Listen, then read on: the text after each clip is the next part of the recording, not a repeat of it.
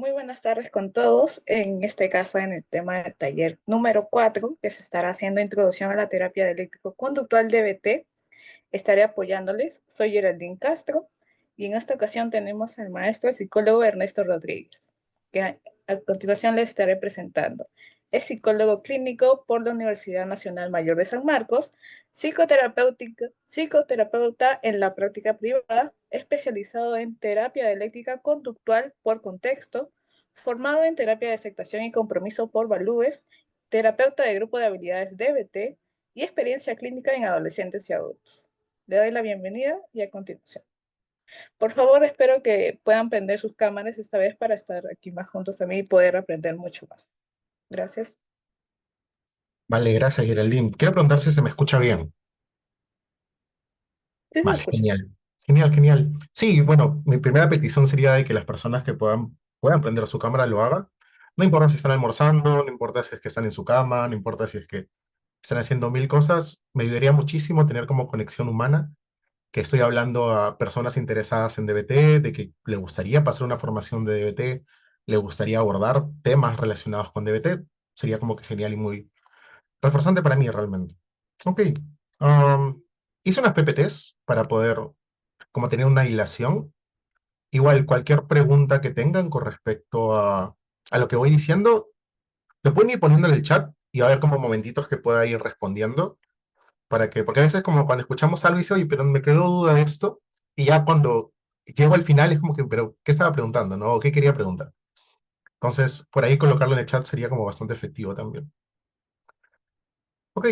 um, Esto es como una breve introducción a lo que es la terapia eléctrica conductual. Lo que se pretende aquí es como tocar como que muy coherente a lo que podrías ver en una formación en los primeros capítulos o sesiones de una formación, de un libro, etcétera. Solo que encontrando un sentido de coherencia a esto. Así que voy a tratar de verlo de esa manera. Eh, Primero, bueno, tengo un principio o una forma de la cual yo estudio una terapia para poder enriquecer mi práctica clínica con mis consultantes, es que una terapia eh, reacciona a una necesidad. Las personas que empiezan a crear terapias observan un fenómeno como toda persona de ciencia, observa un fenómeno, se interesa del fenómeno y empieza a estudiarlo a fondo y empieza, si es que se dedica a la práctica clínica, empieza a modificar su comportamiento para poder abordar también ese fenómeno. Entonces, si lo vemos desde ese punto, ¿qué pasa con DBT? La pregunta principal es cómo nace DBT. Bueno, les presento a esta señora, Marcia Linehan, es junto con sus colaboradores, obviamente, porque fue un equipo. Se interesó en los años, a finales de los 70, inicio de los 80, se interesa de un fenómeno estadounidense que resonaba bastante en esa época, que era, uno, el suicidio, dos, las conductas autolesivas, y tres, que existían personas con múltiples problemas que no reaccionaban a ciertos tratamientos psicológicos, incluso farmacológicos. Entonces Marshall Linehan se pregunta, ¿qué es lo que yo puedo hacer por ellos y cómo yo puedo ayudarlos a ese tipo de personas o a esas personas con estas características? Entonces lo que hace ella es plantear un modelo de tratamiento con, con la idea de poder pedir una subvención al sistema de salud estadounidense. Obviamente, todos los investigadores que no tienen como el dinero para solventar su investigación, lo que hacen es esto, es pedir subvenciones. Entonces necesitaba una subvención para poder desarrollar esta terapia. Entonces, lo que hace ella es agarrar una etiqueta del DSM-4 en esa época para poder decir, yo quiero investigar este diagnóstico y brindarles un tratamiento. Entonces, en esa ocasión estaba entre dos posturas. Las personas que tienen conductas suicidas, las personas que tienen conductas autolesivas, y las personas que tienen como muchas dificultades a nivel emocional, comportamental, consigo mismos, pueden entrar dentro de dos categorías. las personas con trastorno límite de la personalidad o borderline, o las que tienen diagnóstico de depresión severa. Entonces, Marshall Linehan, muy habilidosa y muy efectiva, escoge el diagnóstico de TLP para presentar su programa. El Estado estadounidense le concede la subvención y empieza a estudiar esto. Sin embargo, la etiqueta de trastorno límite de la personalidad fue un movimiento que ella hizo, porque realmente, como se estipula DBT, eh, más que el diagnóstico de TLP, lo que vamos a ver es la regulación emocional, o la regulación emocional generalizada, si queremos verlo como nombre completo. Eso es lo que le interesaba realmente a Marshall Linehan, poder darle un sentido a estas personas con estas características y darle un tratamiento efectivo. Porque este tipo de personas que no reaccionaban a los tratamientos comunes y silvestres en esa época, tenían muchos problemas, pero no problemas en el sentido de, tengo esto, tengo lo otro, tengo tal cosa, sino es que habían dificultades en poder implementar programas para modificar su conducta. Terapeutas que no podían estar más de 6 meses con ellos, o consultantes o personas que tenían estas dificultades y no les gustaba ir a terapia porque los sentían muy directivos, o que las intervenciones basadas en compasión, las intervenciones basadas en cambio, no pegaban muchos con ellos. Pero igual, eran personas que necesitaban tratamiento. No porque algo no reaccione a la ciencia o a la práctica de la ciencia, no significa que no haya una necesidad. Entonces, viendo todo esto, Marshall Linehan crea DBT, o al menos las bases de DBT. Entonces, la pregunta es, ¿qué es DBT? DBT es un tratamiento psicológico basado en principios. Y aquí quiero romper un mito bastante grande con respecto a DBT. He escuchado a muchos profesionales, he escuchado muchas capacitaciones donde mencionan que DBT es un protocolo.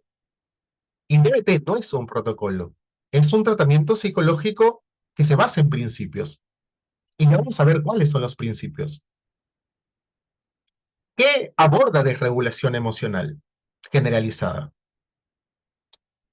¿Qué son esta sensación de poder no controlarme cada vez que viene una emoción y tener problemas por ello?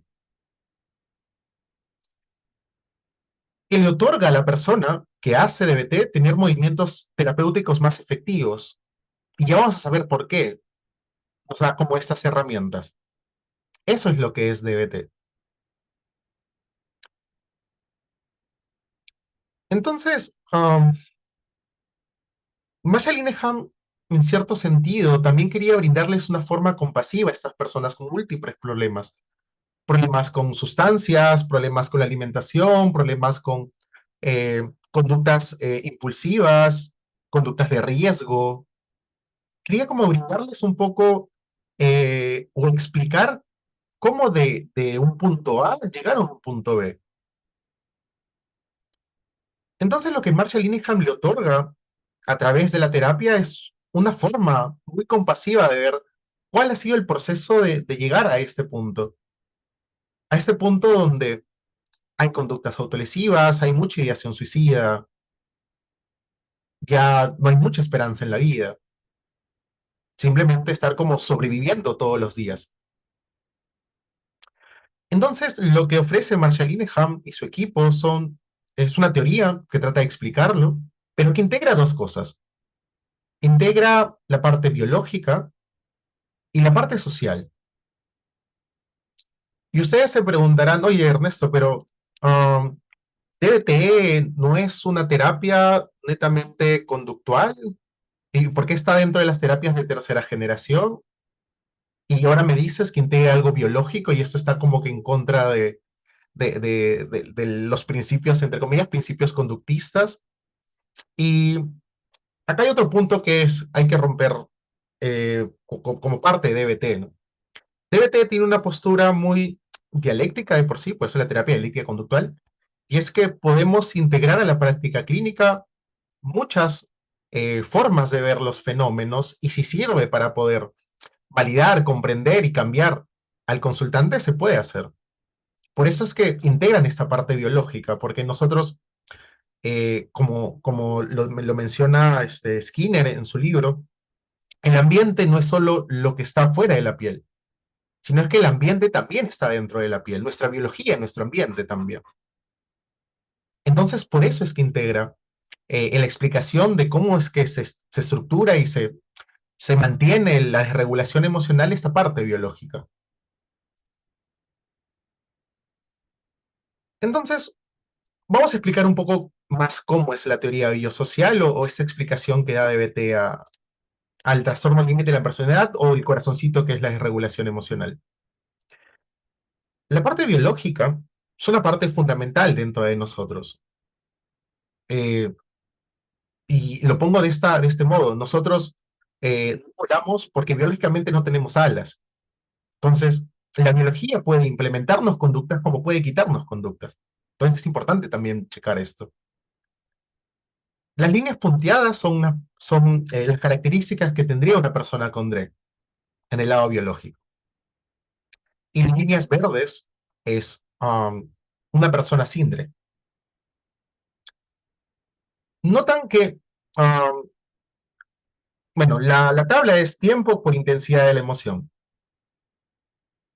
Las personas sin DRE, usualmente cuando inician un proceso emocional, pasa una situación, se activa una emoción, eh, comienzan de cero en la línea verde, o lo más cercano a cero. Las personas con DRE inician en cero, pueden iniciar en 5, en 10, en 15, si lo ponemos sobre 100, o en 35. Eso lo podemos llamar nivel basal más alto. En otros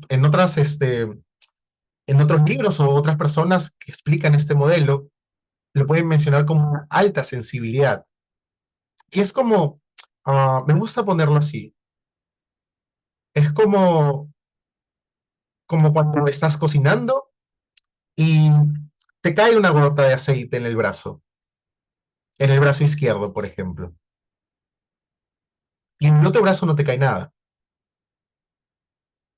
Pasa un momento, pasa un tiempo y tú cuando tocas ese brazo donde cayó la gota de aceite, lo sientes más. Es como si la piel estuviera viva en ese momento y el toque lo sientes más. A cambio del otro brazo, que lo pasas y sientes igual. Algo así es con las personas con desregulación emocional. Es como que sienten más algunas emociones o la mayoría de emociones.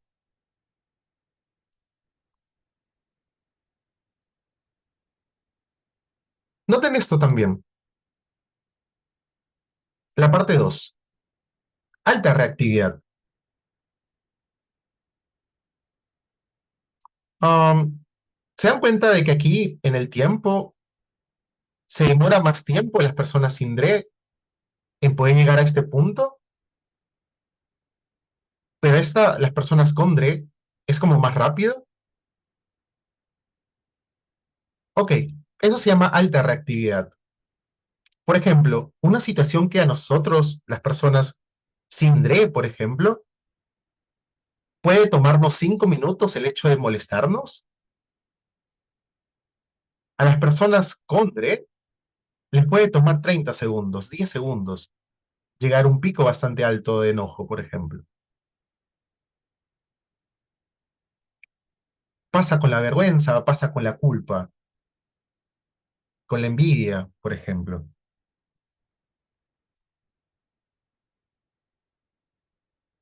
El punto 3 también es muy interesante.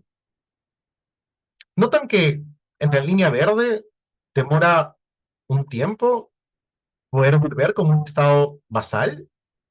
Un estado de emoción puede entrar a cero y aquí se demora más, como que por aquí y este es por acá. Ok, eso se llama lento retorno a la calma. Las personas con DRE se demoran más en regularse. pueden estar horas, días con una emoción. Las personas sin DRE pueden estar en 15 minutos ya regulados, 20 minutos ya regulados. Y por último, el número 4. ¿Notan que las personas con DRE no se regulan del todo? ¿No están aquí? Sino es que ya de por sí vienen cargados de alguna emoción frente a otra situación que puede activar a otra emoción. Ok, eso se llama propensión a otra reacción. Al no poder regularse todo el tiempo o regularse a nivel cero o a niveles bajos, como el mundo es cambiante, aparece otra situación que de por sí ya detona otra reacción. Pero no lo detona de cero, detona de 10. Y es como que lo vuelve como un poco más sensibles a las situaciones. Entonces, esa es como la explicación biológica. Esa es como la explicación biológica con respecto a estas personas que, y se lo puedo explicar con una metáfora incluso. ¿Conocen las personas con albinismo? Esta condición biológica de no tener eh, mucho melanina en la piel, y sabemos que la melanina lo que hace es protegernos de los rayos solares. Ya, una persona con DRES se puede ser análoga a estas personas albinas, porque estas personas albinas cuando reciben los rayos solares se queman más rápido y tienen heridas. Las personas con DRE, las situaciones las afectan más con una persona albina. Y obviamente las reacciones son diferentes. Pero bueno, esa es como la parte biológica. Vayamos a la parte social. ¿Qué pasaría si es que yo tengo a una persona, familiar, pareja, no sé, cualquier tipo de contacto o vínculo con esta persona? Y es como cada situación um, hace que no sepa cómo lidiar con las reacciones emocionales de esta persona. Entonces, llega un punto donde el enojo, yo como persona externa, el enojo o la frustración hace que empiece yo a decir, no, tú no sientes eso. O ¿por qué sientes de tal manera? ¿O por qué me dices justo ahora lo que sientes? ¿Y por qué me lo dices gritando? ¿O por qué me lo dices de tal manera? Entonces, dentro del ambiente, ok, acá hay algo importante. El ambiente social no es solo la familia, ¿ok? El ambiente social es la familia, el colegio, los amigos, las parejas, etcétera. Porque a veces cuando se explica la teoría biosocial, se le echa todo el pato a la familia. Y no es así.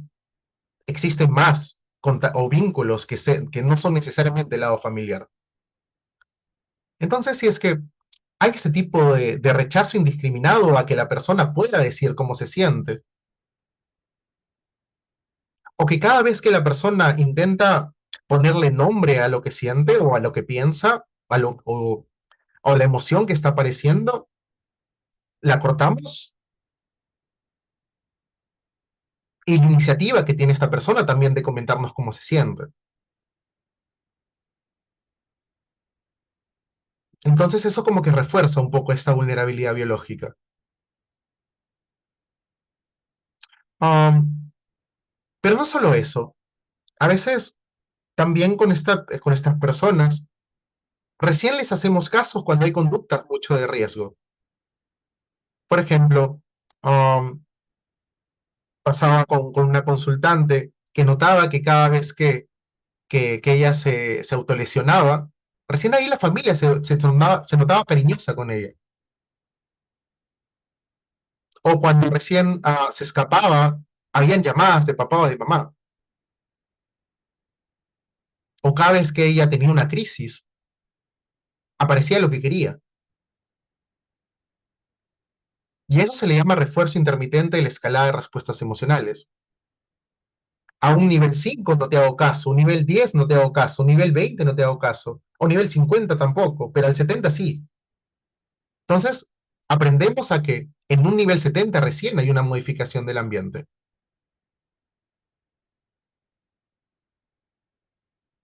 O por último, una sobresimplificación de problemas, que puede irse por dos lados. El primero, como no puede, es una persona muy emocional o es una persona muy vulnerable, entonces que no haga nada. Nosotros les vamos a hacer todo, porque es una, entre comillas, inútil. Entonces, no aprende a poder lidiar con lo que va sintiendo o esa condición biológica. O por el otro lado, no, ella puede sola, ella tiene que lidiar sus problemas sola y lanzamos a la persona a experiencias emocionales sin ningún tipo de habilidad.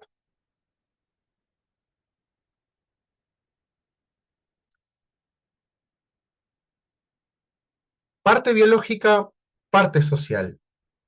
Pero aquí hay que tener un punto importante y claro. Um, no es un más. No es como que, vulnerabilidad biológica más ambiente invalidante o invalidación ambiental. Sino es que es una transacción. Existe una vulnerabilidad biológica que hace que el ambiente tenga conductas invalidantes hacia esta persona. Y esta respuesta lo que hace es que haya más vulnerabilidad biológica. Y así, es un ping-pong, una transacción entre una persona con su ambiente. Y así, pimponea y se hace más grande y se hace más grande y se hace más grande. ¿Ok? Esa es la implicación compasiva que tiene la terapia dialéctica conductual con las personas con, principalmente con trastornos límite en la personalidad. Y aquí viene la pregunta que hicieron por chat, que a mí me parece muy interesante, que es, ¿la desregulación emocional se reduce solo a los clientes con TLP? ¿Puede ser uno con depresión también, que sea DRE? Pues mi respuesta es mucha evaluación clínica.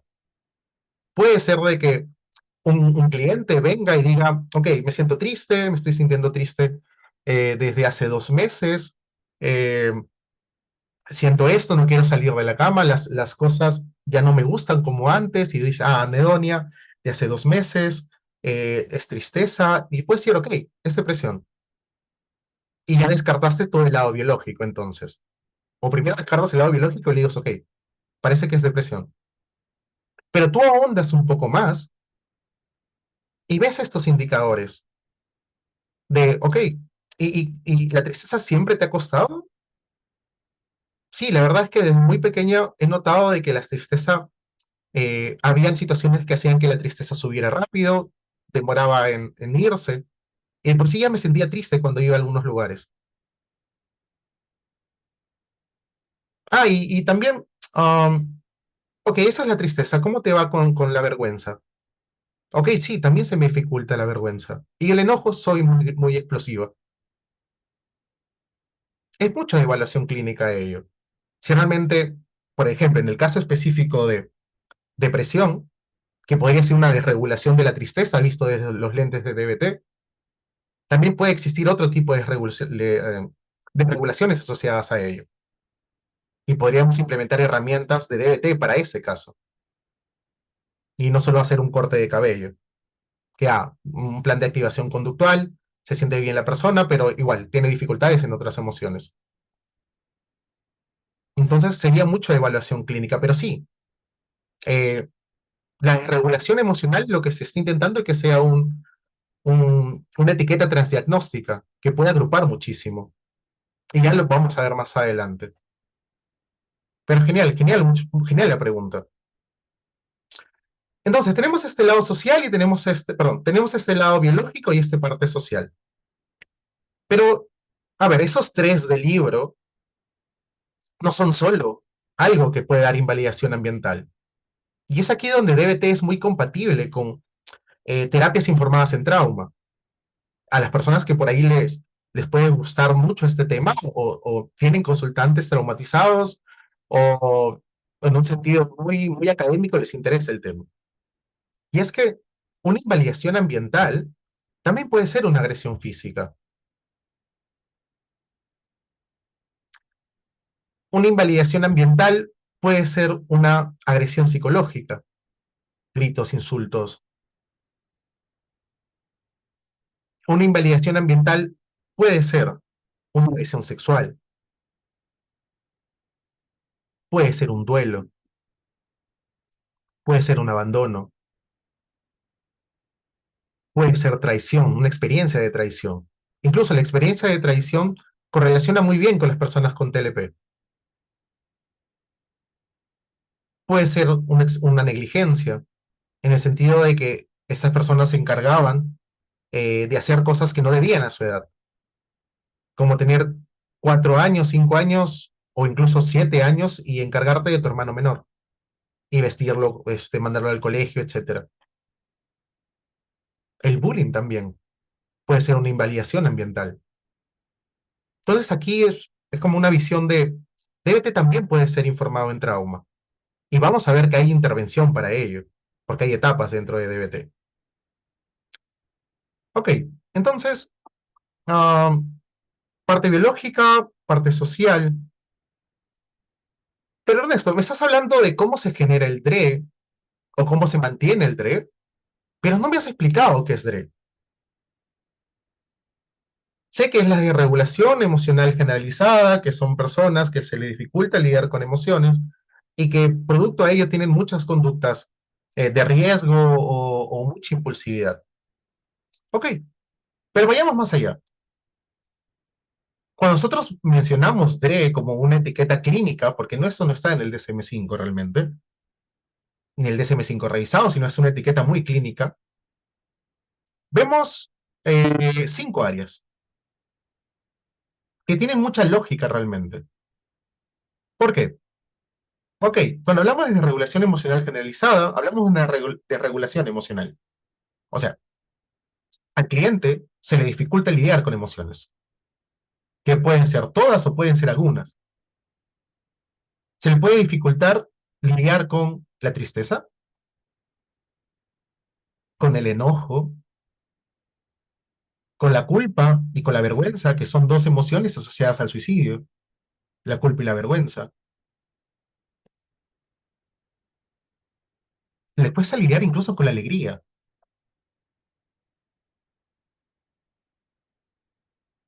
¿Y esto qué hace? De que a veces la emoción o lo que dice la emoción sea parte de la realidad, o que tomemos la realidad como nos dice la emoción. A eso nosotros lo llamamos desregulación cognitiva. Por ejemplo, el enojo me dice que todos están en contra de mí, y empiezo a creer lo que me dice el enojo. Y ahí están los pensamientos paranoides. Todos están en contra de mí. Desregulación cognitiva. O si me hace muy difícil lidiar con la tristeza, tanto así que aprendí a desconectarme. De que siento tanto malestar, tanta tristeza, que mi cuerpo decide desconectarse de mi mente. Podríamos llamar disociación, perteneciente a desregulación cognitiva.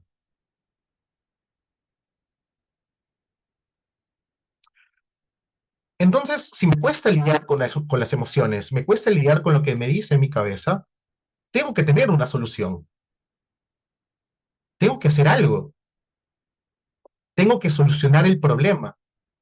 Y muchas de las conductas de solucionar el problema de lo que siento pertenecen a la desregulación conductual o impulsividad. Conductas de consumo de alcohol o de THC, o conductas de riesgo, intento de suicidio, um, temas con la comida. Todos son intentos de solucionar lo que siento.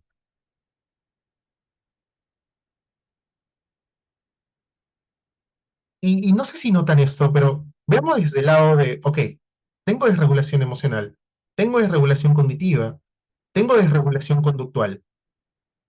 yo les pregunto a ustedes, ¿qué autoconcepto tendrían de ustedes mismos? Que es muy difícil lidiar conmigo. ¿Tendrían como, esto me gusta, eso es lo que yo quiero ser? ¿O a mí me gustaría ser esta persona? ¿O es como que estoy sobreviviendo todos los días? ¿Realmente me veo aquí a 5 años, a 10 años? ¿Qué realmente soy? ¿Soy la persona cuando estoy regulado o soy la persona que cuando tengo una crisis hace cualquier cosa para poder apagar el incendio?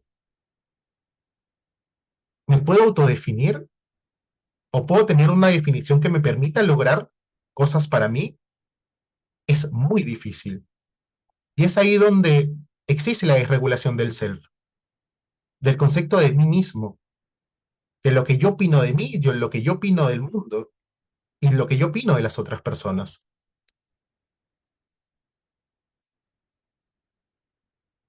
Y por último, si es difícil lidiar conmigo, imagínense lidiar conmigo y tratar de relacionarme con las otras personas. Tratar de tener una conversación común y silvestre con una persona, pero que cada vez que intento relacionarme, aparece el enojo, aparecen los pensamientos y aparece la conducta.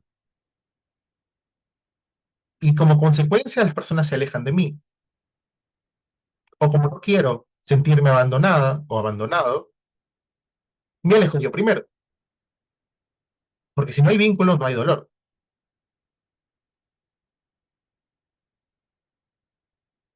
¿Notan esto que es como una secuencia que tiene lógica realmente con respecto a las personas con desregulación emocional? Ok, eso es lo que es DRE. Y ustedes lo pueden evaluar haciendo preguntas específicas, mirando sus relaciones con sus emociones, qué es lo que piensa cada vez que tiene una emoción, qué es lo que hace para poder solucionar el problema de lo que siente, qué opina desde sí mismo y cómo se lleva con sus relaciones, con su familia, cómo se lleva con sus amigos, cómo se lleva con su pareja, etcétera. Así se puede evaluar DRE. Entonces, oye, Ernesto, está muy complicado esto, ¿no? O sea, ustedes psicólogos, estudiantes de psicología, personas interesadas, les doy un caso con todo lo que les he dicho. Y es como que, ¿por dónde comienzo? ¿No? ¿Por dónde me voy? ¿Qué es lo que hago primero? Marshall Linehan se interesó mucho en estas personas y lo que hizo fue crear un tratamiento o estructurar un tratamiento, porque actualmente Marshall Linehan um, tiene ya un equipo de trabajo que trata de implementar nuevas cosas a DBT. Eh, Estructurar un tratamiento que funcione y te dé una guía o un camino donde pisar con este tipo de consultantes. O con esto, para ser más valiente, con consultantes con este tipo de problemas.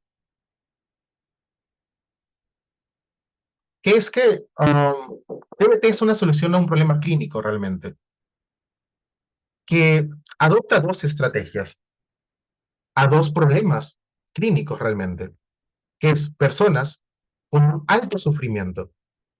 ¿Notan esto? El lado biológico es muy caótico, con consultantes con muchas desesperanzas, que ya probaron muchísimas cosas, que ya probaron ir no quiero decir nombre de terapias, pero ya intentaron muchísimas terapias y no les funcionó. Ya intentaron por el lado cósmico, ya intentaron por el lado de escuchar audiolibros, ya intentaron muchísimas cosas. Incluso DBT a veces es la última opción.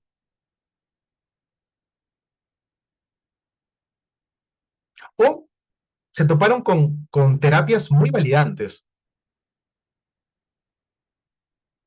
terapias donde le decían, ok, um, te entiendo, comprendo, es muy difícil vivir con lo que tienes, pero ahí nada más.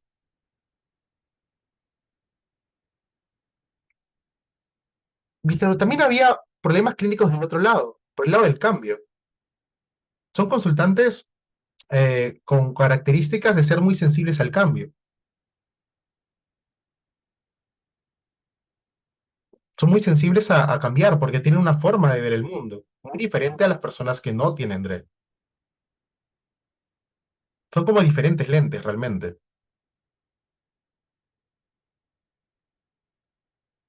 O se toparon con tratamientos muy verticales, donde el terapeuta le decía qué hacer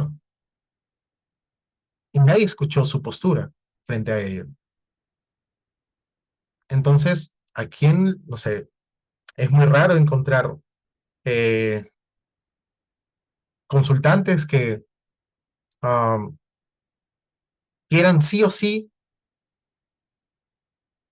que alguien les diga qué hacer.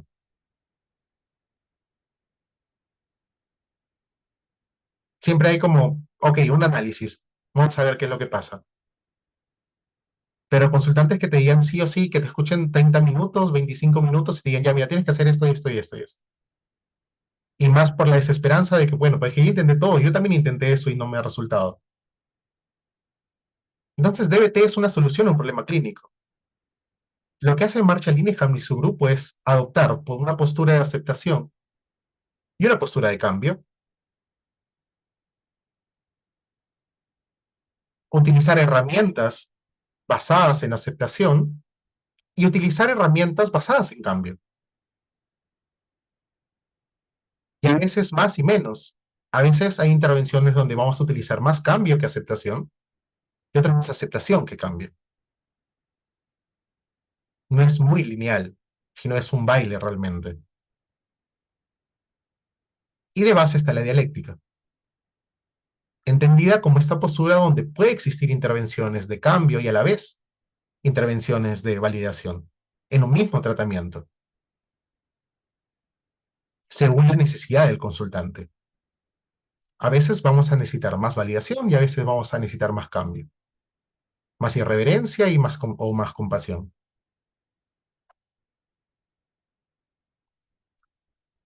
Um, pero, ¿cómo hago eso realmente? ¿Cómo, cómo, cómo trato de manejar esto? Ok, esas son las bases de DBT. Le dije lo de los principios, ok, acá los tenemos. DBT es una terapia conductual.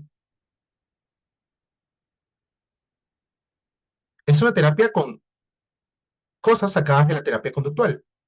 Sí, acá vamos a hablar de conducta.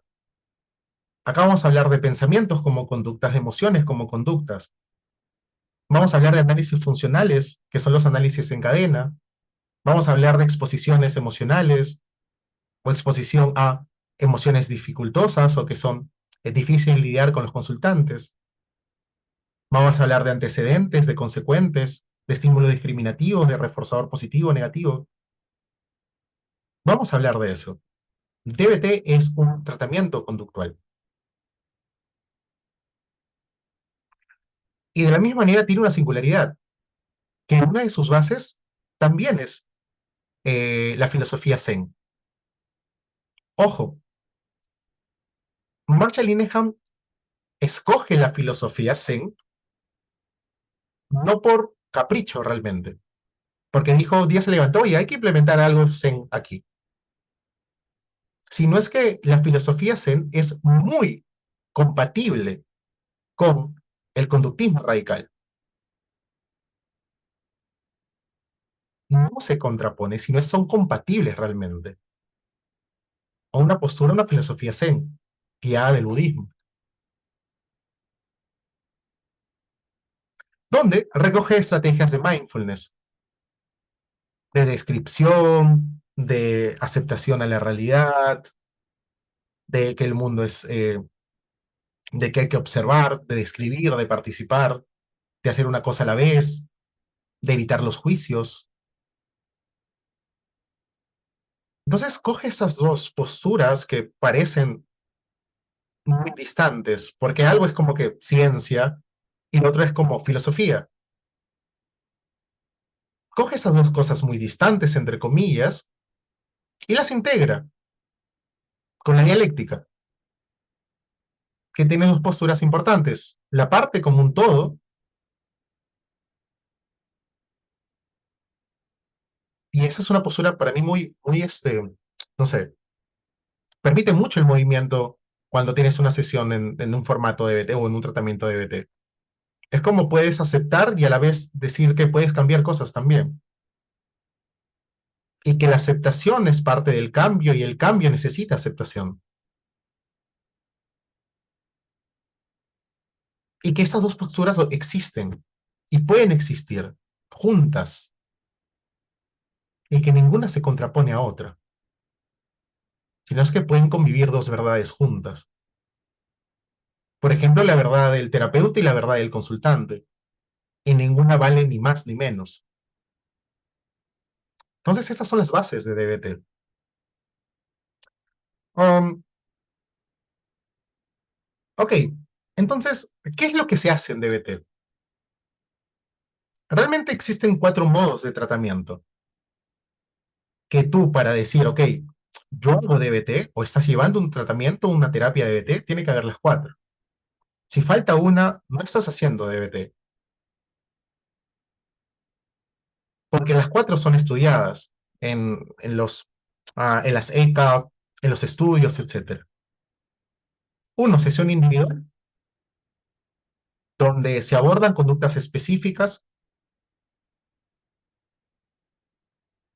donde existe un terapeuta y un consultante o un cliente, haciendo análisis funcionales o análisis en cadena, como quieran llamarlo, viendo qué eslabón romper para disminuir esa conducta o qué está obstaculizando de que tenga conductas más efectivas, viendo si es que hay alguna emoción, si es alguna creencia, si es que le falta alguna habilidad o si es que el ambiente es más poderoso y tenemos que hacer algo en el ambiente. Eso es sesión individual, uno a uno. Sin embargo, acá algo que tiene DBT de genial para mí es que no es solo sesión individual, sino es que también se hace un entrenamiento en habilidades. ¿Por qué?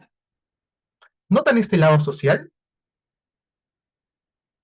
En ningún momento mencioné que el ambiente enseña habilidades para poder gestionar sus emociones. En ningún momento el ambiente enseña a confraternizar con los demás. En ningún momento mencioné que el ambiente ayuda a separarnos de los pensamientos. En ningún momento mencioné que el ambiente enseña cómo surfear una crisis sin que se arrepienta de lo que hace la persona. ¿Dónde lo aprende? Lo aprende en sesión individual y lo aprende en entrenamiento en habilidades, con un grupo de personas que también tienen características de DRE, donde hay un terapeuta, que es un líder y un co-líder, donde son como clases, donde te enseñan efectividad interpersonal, te enseñan regulación emocional, te enseñan mindfulness, te enseñan todo eso. Todo lo que, en teoría y entre comillas, no aprendiste en tu lado como formativo. Y que acá hay otro agregado importante. Es una terapia que tiene un coaching telefónico. Por eso es que a veces cuando se ingresa a un equipo de consultoría o tienes tu equipo de DBT, te mencionan esto. Ser un terapeuta de DBT es tener que aceptar radicalmente que muy posiblemente el 24 o el 25 o el 31 el primero, tu consultante te va a llamar para poder practicar habilidades o aplicar lo que aprendió en sesión individual y en entrenamiento en habilidades. ¿Por qué? Porque el coaching telefónico es la oportunidad de que tu consultante te llame para practicar una habilidad, para sobrevivir a una crisis, para comunicarte buenas noticias o para temas administrativos.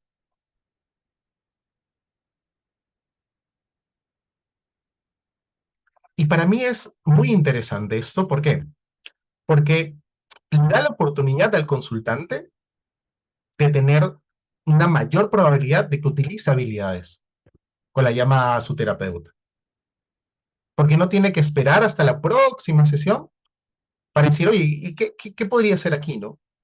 ¿O existe una habilidad para poder surfear esto?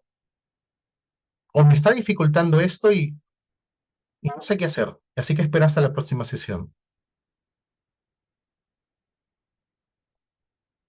Ese es el coaching telefónico. Permite generalizar las habilidades que va aprendiendo en sesión individual y en grupo de habilidades o entrenamiento en habilidades. Y el equipo de consultoría, ya lo había mencionado, es un grupo de terapeutas donde, no sé si notan, pero imagínense que tienen un consultante con DRE que cumple muchas cosas, que tiene conductas de riesgo, tiene conductas que atentan contra su calidad de vida, son consultantes que también tienen conductas que atentan contra la terapia, que no hablan en sesión o que a veces hablan bastante eh, y no saben por dónde trabajar. Imagínense tener 3 diarios y ustedes trabajan de, no sé, de lunes a sábado. Es desgastante, ¿verdad? Porque es como analizar en sesión y luego no solo sesión, porque a veces terminamos sesión y estamos almorzando y es como, oye, ¿y qué pasó con este consultante? ¿O qué hice? ¿O habré hecho una intervención efectiva o simplemente me dejé guiar por el enojo? Ok, el equipo de consultoría es para ello. Así como nosotros somos soporte de nuestros consultantes, el equipo de consultoría es un soporte para nosotros. La función principal del equipo de consultoría es reducir el burnout de los terapeutas de DBT. Ahí nosotros comunicamos cómo nos sentimos, pedimos ayuda al equipo porque, por ejemplo, ya no sabemos qué más hacer. Entonces mi cabeza ya está, ya agotó todas las alternativas. Ok, lo llevo al equipo de consultoría para saber qué hacer. Estoy en el punto A y quiero ir al punto B. El equipo de consultoría me ayuda a llegar al punto B. Puedo contar cómo me siento, contar al consultante, o generar empatía. Me ayudan a generar empatía con mi consultante. Para eso es un equipo de consultoría.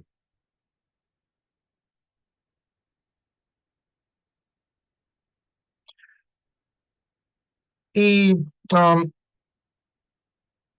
y hay etapas dentro de DBT, que para mí eso también es un gran aporte a la psicoterapia realmente. Sé que es mucho de lógica, pero creo que cuando inicié mi práctica clínica de psicoterapeuta, es como que, ok, eso es como el santo grial. Para poder iniciar un tratamiento de EBT, primero debe haber un pretratamiento. El consultante tiene que saber a qué se abstiene.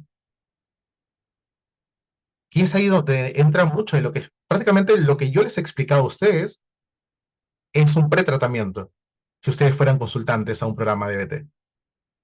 Porque ya saben la historia de DBT, saben qué modos de DBT van a tener que asistir, la teoría biosocial.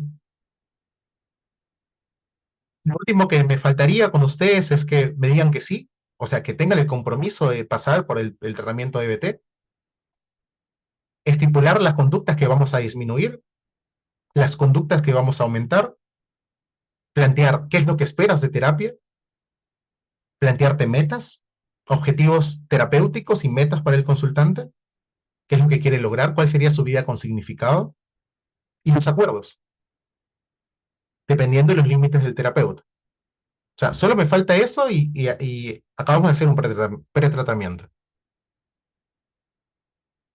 Ok, Ernesto, ya me entendió, sabe a qué se abstiene, sabe cuáles son las sesiones, cuánto tiempo vamos a estar, eh, ya sabe todo y tengo el compromiso. Genial, recién lo puedo llamar consultante. Antes no era un consultante. Y vamos a seguir esa jerarquía, obviamente menciona que debemos seguir esta jerarquía. Existe una etapa uno que trata de apagar el incendio. Lo primero que vamos a disminuir son conductas que tendan contra la vida, porque siendo muy directos, si no hay vida, no hay un consultante que tratar.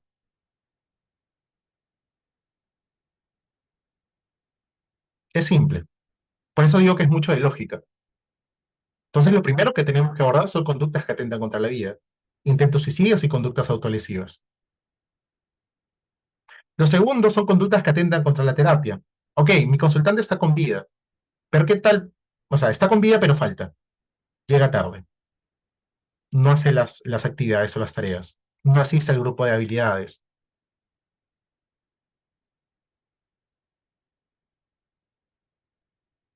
Y acá hay lo interesante. No solo son las conductas que atentan contra la terapia del consultante, sino también mis conductas que atentan contra la terapia. Por ejemplo, seguir mis juicios. Si un consultante me dice que consume, por ejemplo, y yo tengo un juicio muy marcado de que el consumo es algo malo, y cada vez que hablamos de consumo o un análisis sale el consumo, puede que me enfoque más en el consumo que en otras cosas que pueden ser más efectivas, o movimientos terapéuticos más efectivos. Entonces hay conductas también mías que atendan contra la terapia. O que me agende 10 consultantes al día y justo tengo este consultante a la última. ¿Cómo llego yo? Voy a estar atento, voy a poder brindar el mejor servicio, posiblemente una conducta que atenta contra la terapia mía. Tercero, conductas que atentan contra la calidad de vida. Aquí viene dificultades con el consumo de alimentos, atracones, restricciones, consumo. eh, si es un consultante que tiene problemas con el enojo y lo botan de su casa y lo botaron de 4 trabajos. Ok, todo lo que atente contra su calidad de vida. Faltas a su trabajo, faltas a la universidad, está a punto que lo voten, etcétera. Y cuatro, aumentar habilidades comportamentales. Ok, si no tiene nada de eso, entonces empezamos a enseñarle habilidades para que sea más habilidoso y pueda solucionar problemas. Um, ok, ya cumple etapa uno. Realmente la etapa uno es una preparación a la etapa 2, porque un consultante um, que tiene conductas que atentan contra la vida, contra la terapia, la calidad de vida y tiene un déficit de habilidades, es como la primera capita de la cebolla, porque hay algo detrás. Para eso existe la etapa 2. Problemas residuales, problemas que no se trataban en la etapa uno porque era más específico o más efectivo el hecho de centrarnos en las conductas que atentan contra la vida primero. La etapa 2 también trata TEP, o trastorno de estrés postraumático. Hay algunos consultantes que el TEP es el corazoncito, que todas las conductas que formaron fueron por el TEP. Trauma psicológico y TEP son dos cosas diferentes. O a veces también necesitamos tratar trauma psicológico, el bullying, por ejemplo. ¿Cuánto afecta de que en el colegio te digan tal cosa sobre tu peso, por ejemplo, para que más adelante tú hayas desarrollado una conducta restrictiva de alimentos? Y a veces hasta que no trabajas esas reglas que provocó esta situación, no va a disminuir las conductas restrictivas. Por eso digo que debe ser muy compatible con trauma. Ok, ya trabajaste esto. Tres, consolidación del aprendido y objetivos personales. Porque en algunas ocasiones ah, son consultantes de que sobreviven todos los días. Muy posiblemente no se vean aquí a 5 años, 10 años. No saben qué estudiar. No saben cómo utilizar tarjetas de crédito, por ejemplo. No saben cómo, no sé, conseguir un trabajo. No saben cómo armar un CV. Porque simplemente se dedicaron a sobrevivir. En etapa 3 vemos eso. Consolidación de lo aprendido y objetivos personales. Ok, ya tiene esto. Vamos a la etapa 4, que es reducir la sensación de vacío existencial, que es algo un poco más zen, más budista realmente. Um, es poder enseñar estos como conceptos filosóficos sobre la vida. Ya no es algo como más clínico realmente, sino es como para cerrar todo lo que hemos aprendido. Y esas son las etapas que pasa DBT. Plot twist, en, en etapa 2, por ejemplo, se puede trabajar con DBT exposición prolongada, pero también puedes trabajar con MDR, con ACT enfocado en trauma. En la etapa 3 es muy compatible con lo que predispone ACT, por ejemplo, la terapia de aceptación y compromiso. No necesariamente tienes que um, hacer DBT puro. DBT puro es la etapa 1 realmente. Así que es como muy compatible con otros tratamientos. Porque recuerden que Marshall Linehan, como mencioné, Marshall Linehan crea las bases de DBT, pero no es como que habló mucho sobre etapa 2, etapa 3, etapa 4. Es su equipo de trabajo que ahora está liderando, que está como mencionando, dándole como pinceladas a esto. Por eso es que hablo de etapa 3, ACT, etapa 2, ACT informado en trauma, MDR, etc. Ok, bueno, y es aquí donde mencionaba la pregunta anterior, ¿no? DBT tiene protocolos específicos, por ejemplo, para uso de sustancias, donde se hace como mayor hincapié en aumentar la red social del consultante, que no sea de consumo, estrategias dialécticas con respecto al consumo, que es ah, abstinencia y reducción de daños. Se acompaña mucho con farmacología que trata de reemplazar las drogas.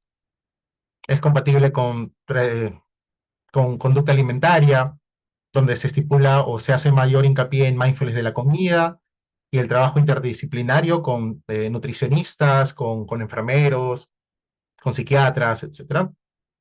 También tiene adaptaciones para adolescentes, donde para mí este es un movimiento genial, donde se incluyen los padres y miembros en los grupos de habilidades y en terapia individual. Y la familia se hace foco en el mindfulness y la regulación emocional. O sea, a la familia se les enseña habilidades de mindfulness y la regulación emocional para familias con consultantes con desregulación emocional. ¿Vale? Sin embargo, es mucha evaluación clínica. Por eso pongo esto abajito. Por ejemplo, DRE o una forma, una expresión de DRE puede ser TDAH, donde hay una desregulación conductual. Perdón, hay una desregulación cognitiva, ya que no hay eh, una habilidad de poder centrarte en un punto, y no es que le prestas más atención a tus pensamientos, a tus recuerdos, etcétera. Desregulación cognitiva. Viene desregulación conductual por la impulsividad. TEP, como ya lo habíamos visto. Bipolaridad, por ejemplo. Incluso podemos ver los diferentes diagnósticos a través de los ojos de DBT. Una desregulación de la tristeza podría ser depresión, una desregulación del miedo podría ser ansiedad, una desregulación de la vergüenza, ansiedad social, una desregulación de los celos, un trastorno por celos. Podemos checar las diferentes formas o expresiones de los trastornos a través de los ojos de DBT. Para mí es muy interesante eso y enriquece muchísimo la práctica clínica.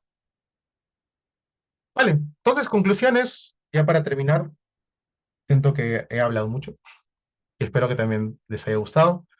Conclusión, DBT es un tratamiento enfocado en desregulación emocional, no es exclusivo de TLP, realmente existen otros diagnósticos que pueden ser compatibles con desregulación emocional y podría ayudar muchísimo las herramientas que brinda la terapia.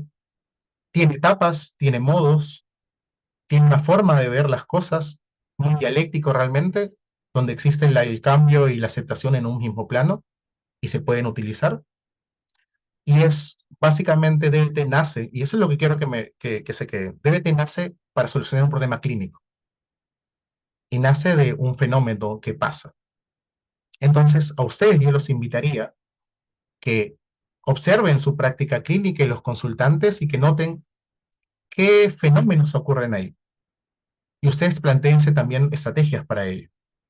Sería muy interesante que ustedes mismos puedan formar sus propios movimientos terapéuticos frente a las diferentes realidades que cada uno tiene, porque no todos atendemos lo mismo. Entonces, cada uno tiene una información valiosísima de lo que ocurre dentro de su práctica clínica. ¿Ok? Bueno, un espacio publicitario. Me pueden encontrar en Instagram. No soy mucho de redes sociales, estoy tratando de implementarme ahí. Tengo como esta regla muy marcada de terapeuta que no tiene redes sociales es un terapeuta que no existe. Y yo realmente quiero pensar y luego existir. Así que les dejo mi Instagram, es tu psiconeto. Bueno, mi nombre es Ernesto, me gusta que me llamen Neto.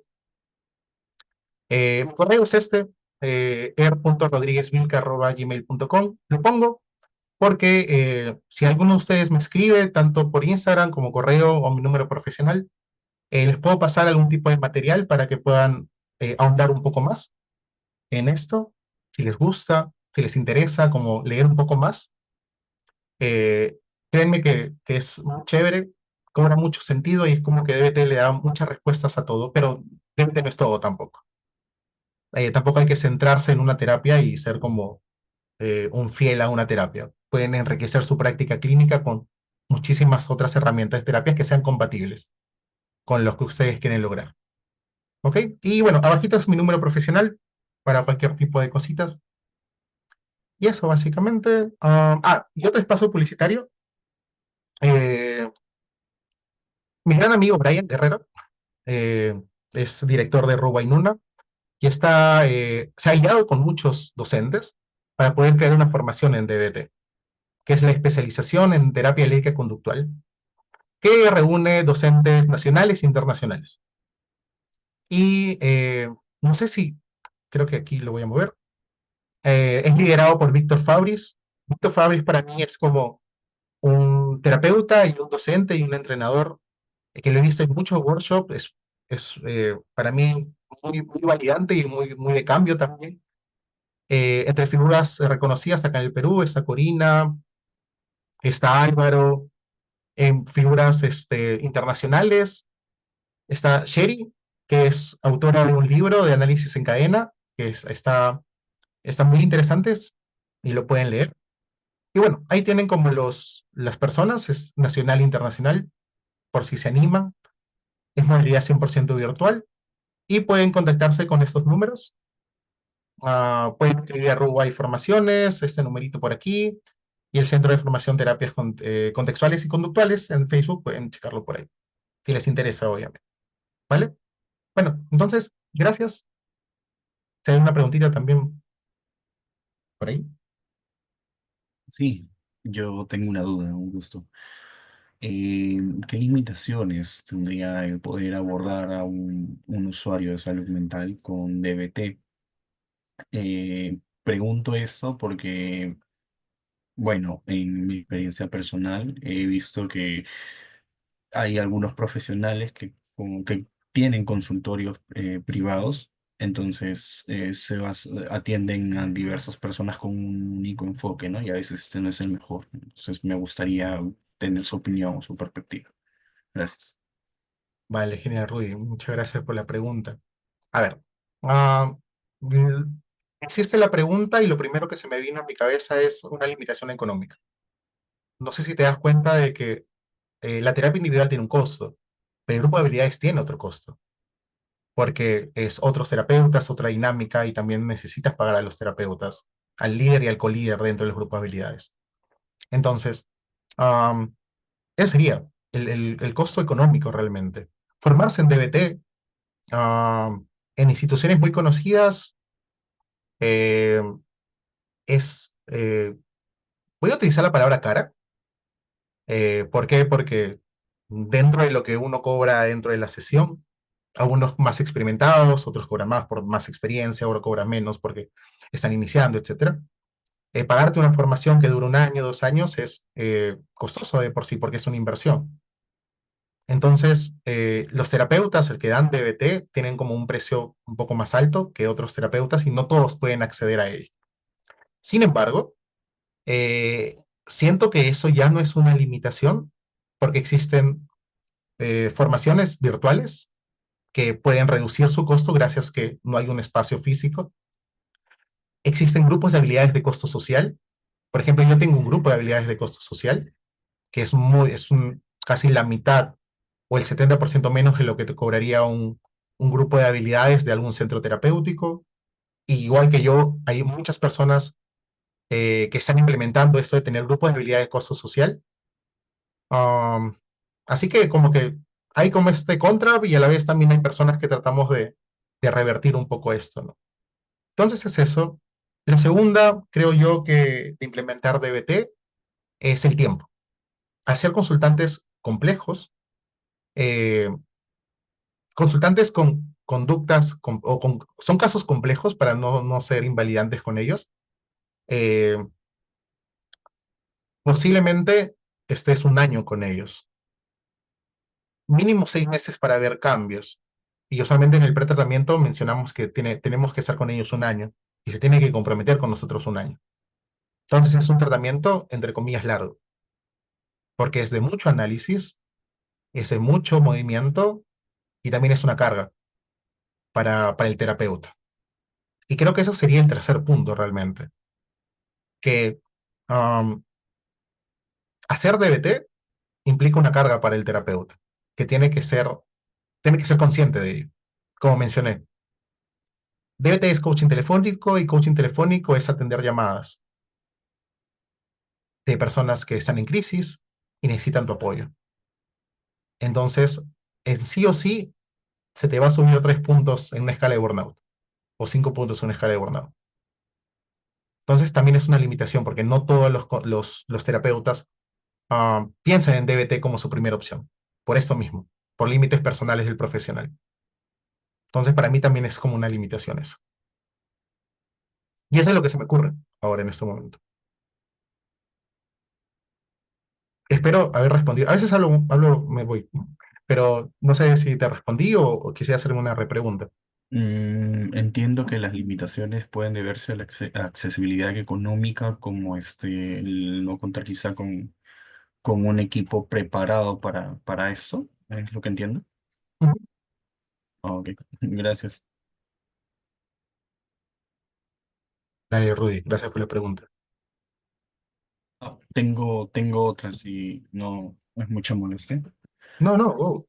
Eh, bueno, ya la verdad que es la primera vez que veo DBT. Yo aún estoy empezando mi formación en este rubro de la psicología y me interesaría saber si es que hay evidencia, artículos, casos clínicos en donde se haya podido emplear el DBT. Alguno que Sí, pudiera. efectivamente, como TBT utilizó la etiqueta de trastorno límite de la personalidad, la mayoría de ECAs se han realizado bajo trastorno límite de la personalidad. Ojo, TBT hasta ahorita es la que presenta mayor evidencia. No significa de que sea la que tenga más evidencia realmente.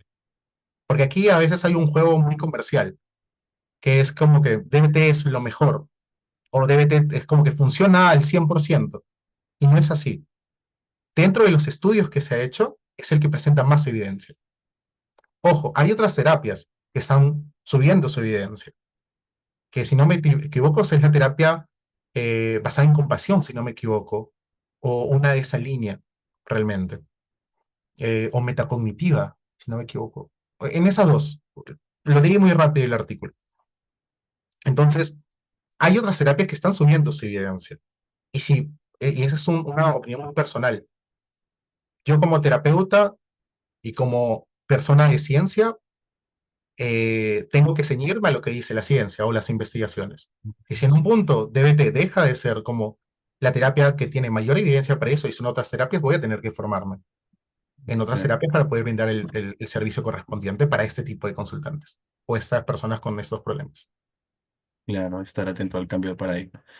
Muchas gracias, psicólogo Ernesto. Muy amable. Ok.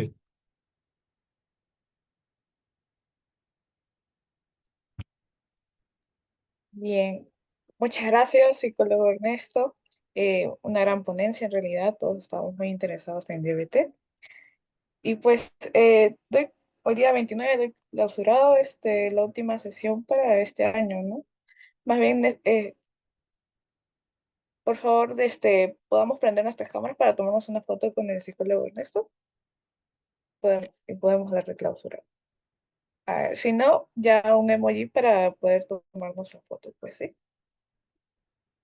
A ver, un emoji, un emoji. Genial, gracias, Yasuri, por poner tu cámara.